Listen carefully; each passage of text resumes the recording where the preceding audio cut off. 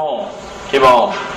Conforme nós comentamos no domingo passado, vamos estar comentando durante alguns sermões sobre proteção para os cristãos.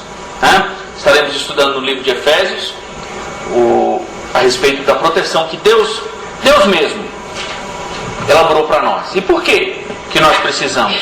Certamente Deus não faz nada ao acaso. Certamente Deus deseja que o nosso serviço, o nosso servir, o nosso viver seja repleto do que Ele mesmo planejou. E Ele mesmo planejou também proteção para nós.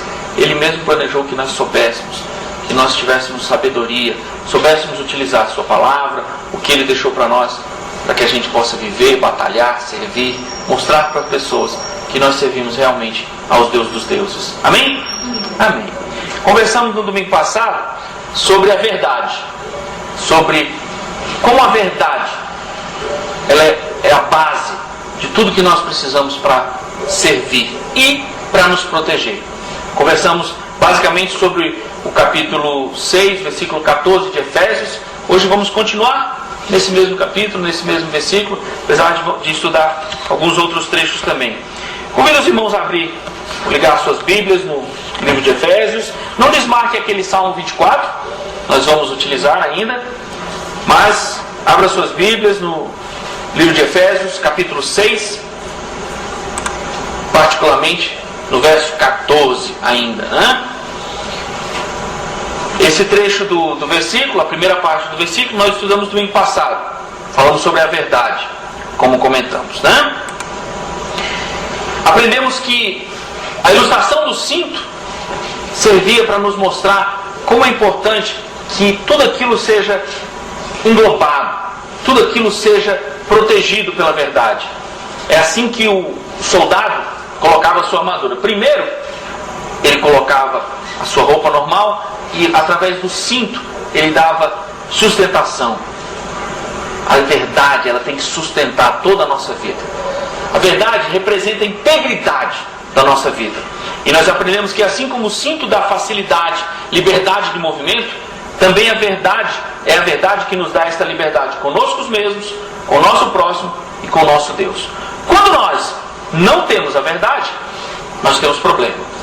A verdade nos liberta para servir, para cumprirmos a missão que Deus nos deu, desembaraçados e podendo usufruir de tudo que Deus nos entregou para a missão.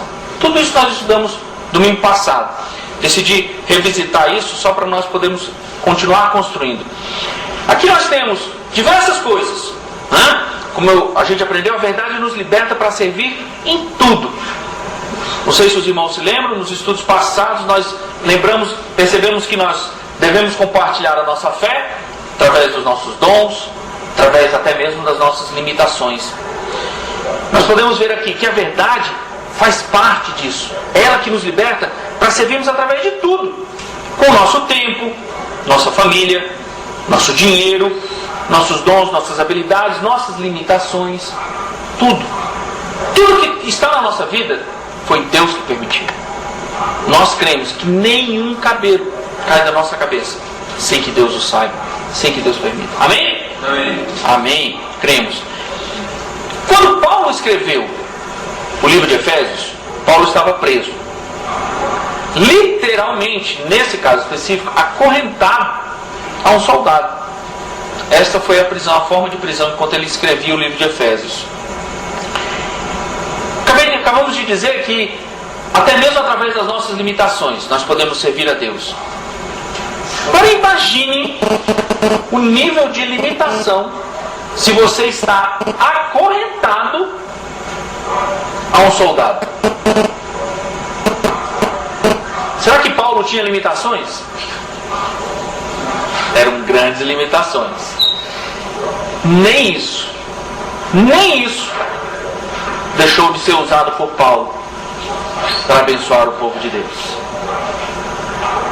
Paulo olhou para aquela corrente no seu braço, olhou para aquele soldado do outro lado da corrente e pensou: como eu posso usar isso para abençoar o povo de Deus? Será que nós olhamos para as nossas limitações e pensamos: como é que eu posso usar minha limitação para ser bênção. Todos nós temos dificuldades. Não, pastor, o senhor não me conhece? Não, eu conheço a maior parte e assim, é a palavra que ensina. No mundo tereis aflições. Todos nós temos limitações. Mas até mesmo as nossas limitações podem ser usadas para a glória de Deus. Paulo olhou para aquele soldado, pensou: que tipo de ilustração eu posso usar? Já que eu estou aqui com esse soldado, vamos ver que ilustração eu vou usar. Vamos ver. E olhou, viu como é que ele se vestia e pensou: não é por acaso que ele está vestido assim. Não é por acaso que os soldados estivessem assim. Já sei. Vou usar uma ilustração das coisas que são realmente importantes para quando a gente precisa se defender, para quando a gente precisa lutar, para quando a gente precisa servir nas coisas de Deus. E ele usou uma ilustração, preparou. E nós estamos trabalhando nessa ilustração que ele criou. Já pensou? Que bênção, não é? Que bênção quando nós podemos usar nossas dificuldades, nossas limitações para servir a Deus. Nós aprendemos também que a verdade nos protege no que é mais precioso para nós. Em alguns trechos da palavra de Deus, no Velho Testamento também, eles falam sobre o cinto da verdade, e o cinto era relatado como protegendo os rins, o lombo em alguns locais os rins, ou seja, basicamente toda essa nossa região, que eles sabiam ser a região de onde vem a fonte da vida, a reprodução. De nada adianta para um soldado não poder reproduzir. De nada adianta para nós vivermos e não trazermos mais pessoas para Deus. A verdade protege tudo aquilo que nós temos e pode ser usado para trazer pessoas para Deus. Se a nossa vida não está envolta na verdade, nós simplesmente não servimos como ovelhas. Ouvi uma vez de um pastor que eu amo muito, aprendi a servir a Deus em diversas coisas com ele, e ele dizia o seguinte: pastor não reproduz ovelha. Quem reproduz ovelha é ovelha. Pastor cuida das ovelhas. Pastor alimenta ovelhas. Pastor cura, admoesta, às vezes puxa pelo pescoço, busca quando está machucada. Mas pastor não reproduz ovelha, não. Quem reproduz ovelha são as ovelhas e os carneiros.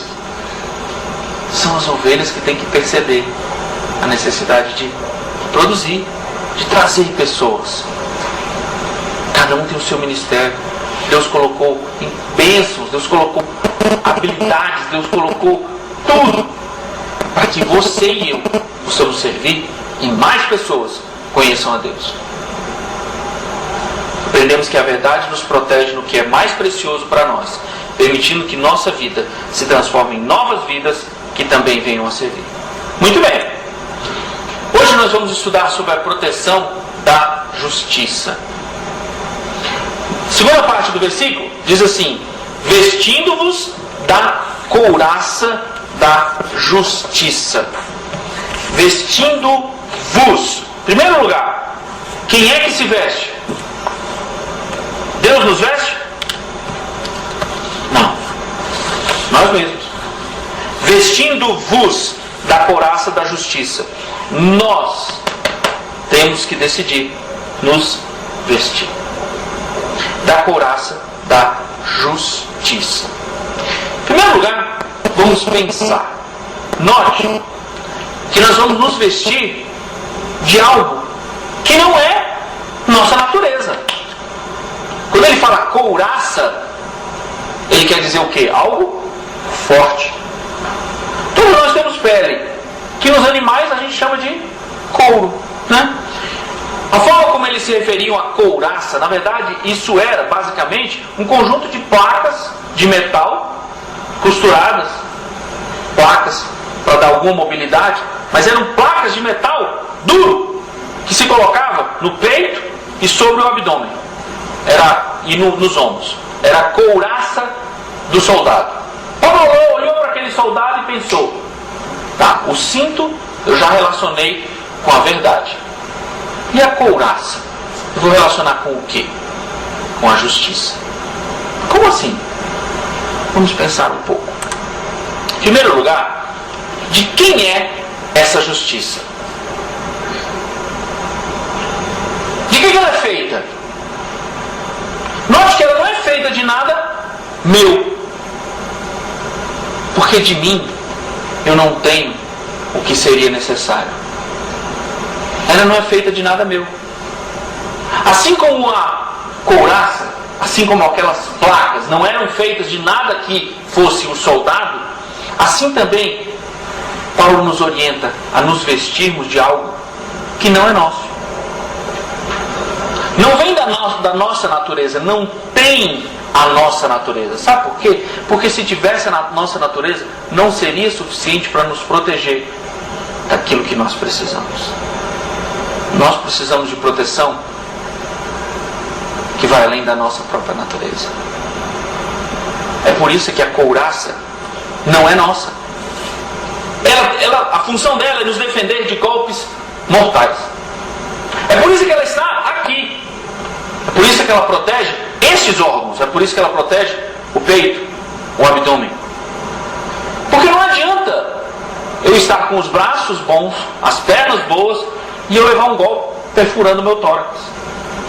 É por isso que a couraça está aqui. E é por isso que a justiça é a primeira coisa mencionada depois da verdade.